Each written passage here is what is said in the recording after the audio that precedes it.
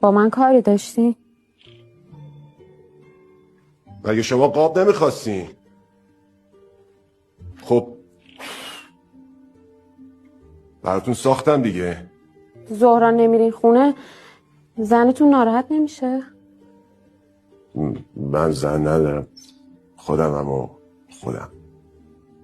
کسی هم نشون کرده نداری؟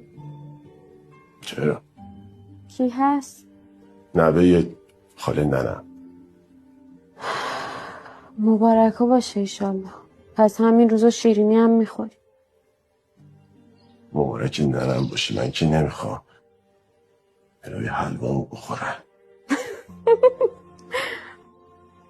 خدا نکنه. پولش چقدر میشه؟ دیگه 2 تا تیکه چوب قابل اینو نداره که شما بخوای حرف پولشو بزنی، یادگاری ما باشه قبولش کنی.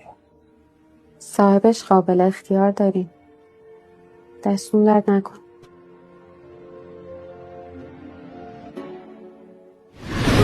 من از تمام دنیا شبی بریدم تو را که دیدم، میان چشم مست چه ها ندیدم تو را که دیدم.